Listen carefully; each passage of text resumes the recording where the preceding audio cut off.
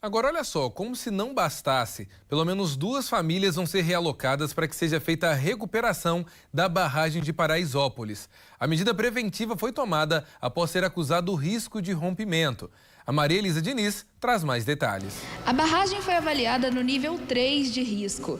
As famílias estão sendo acompanhadas pela prefeitura e devem ir para a casa de parentes ou locais de apoio recomendados pelo município. De acordo com o prefeito de Paraisópolis, Everton Assis, desde o início do ano estão sendo feitas solicitações para o recurso financeiro de recuperação do patrimônio. O projeto foi avaliado em mais de 2 milhões de reais.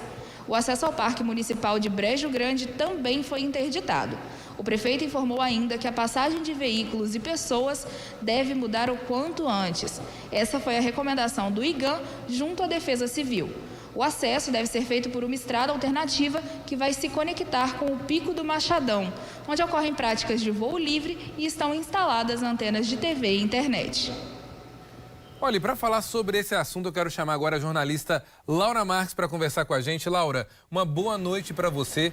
É muito triste a gente começar a noite, na verdade, falando de uma possibilidade de rompimento de mais uma barragem. Nós temos acompanhado em Mariana, Brumadinho, situações que mexeram com o Brasil e com o mundo. Com a vida de dezenas e centenas de pessoas, e as famílias estão até hoje buscando por ajuda, buscando ainda uma alternativa para aquilo que aconteceu, ainda com a dor do luto. Não é verdade? Afinal de contas, Laura, por mais que venha a indenização, por mais que venha também alguma condenação, essas vidas não vão voltar mais. E a sensação que eu tenho quando eu vejo uma matéria como essa, uma fala como essa que a Maria trouxe agora pra gente, parece que no Brasil tudo pode. Não é? Afinal de contas, não há uma apuração rigorosa do que está sendo feito. Parece que as empresas constroem da forma como querem, simplesmente pensando no lucro. Porque eu não acredito que as barragens são construídas apenas porque precisa ser feito um trabalho. Há ali naquele trabalho também alguém que ganha muito com aquilo tudo. Começa pra gente, conta pra gente um pouco, na verdade, sobre essa história. Laura, atualiza pra gente, por favor.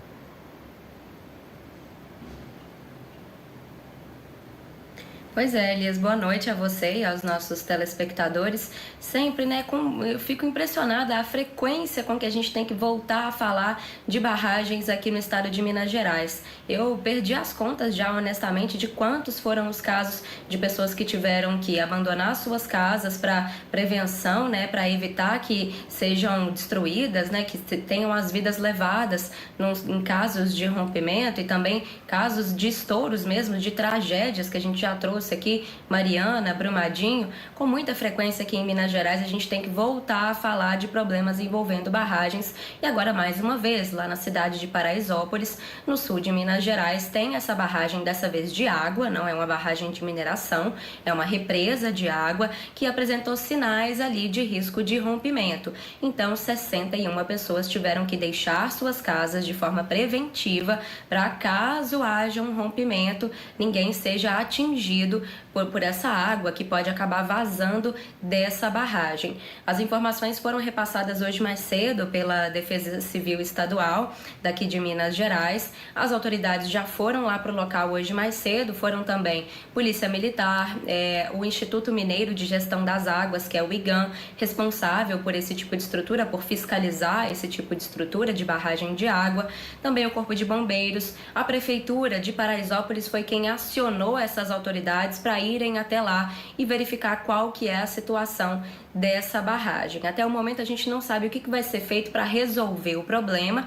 A Prefeitura, inclusive, já informou publicamente que precisa de 2 milhões de reais para fazer todas as obras que são necessárias ali, mas por enquanto a gente não tem notícia se esse dinheiro já está chegando, se vai chegar.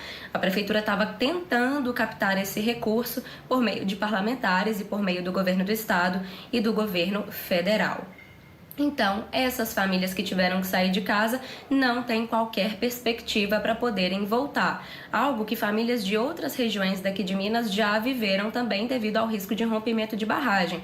Uma situação que eu quero lembrar aqui, por exemplo, é lá em Barão de Cocais. Quase que a cidade inteira ali está numa área de risco de rompimento da barragem da Vale que fica por lá. E até hoje isso não teve uma resolução. Teve várias famílias que tiveram que sair de suas casas por lá e ainda não puderam retornar. E aí falar um pouquinho também sobre essa situação desse julgamento lá em Munique, na Alemanha, né? Essa empresa de consultoria que prestou uma consultoria para a Vale, que teria atestado a segurança da barragem da Vale em Brumadinho, mesmo quando a estrutura já não era mais segura, né? Essa questão, né, de uma possível negligência dessa empresa está sendo julgada, está sendo analisada pelo tribunal lá de Munique, na Alemanha, a pedido de atingidos lá de Brumadinho e também da própria prefeitura da cidade, que diz que a empresa também é responsável por todas as mortes que aconteceram lá, 272 vidas perdidas no rompimento da barragem da Vale. Agora, para os nossos telespectadores entenderem exatamente qual que era o papel da Tufsud ali naquela história toda, é porque sempre que uma empresa de mineração precisa ter uma barragem, precisa manter uma barragem, ela tem que comprovar para a Agência Nacional de Mineração, que é o órgão que fiscaliza o setor, que aquela estrutura é segura para a empresa poder continuar operando aquela barragem.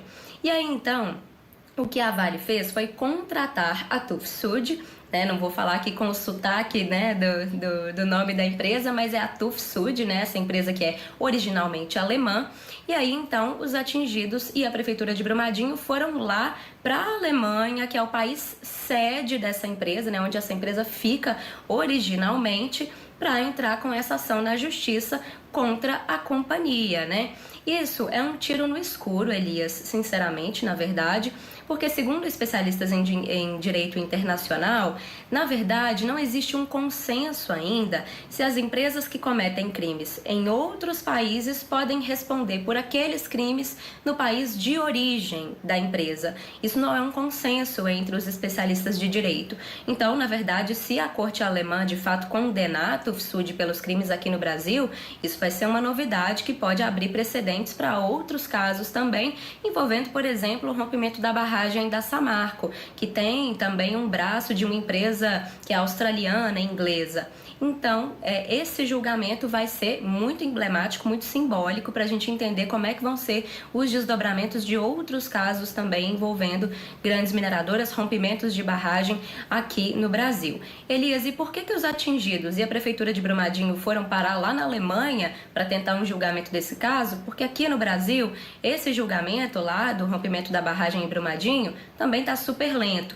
A gente tem 16 réus, 16 pessoas que foram acusadas pelo Ministério Público de serem as responsáveis pelo rompimento da barragem lá em Brumadinho. São diretores, engenheiros técnicos da Vale e da própria Tufsud que estão respondendo no Tribunal de Justiça daqui de Minas Gerais, mas por enquanto a gente não tem nenhuma condenação. O caso está ainda tramitando no Tribunal de Justiça de Minas.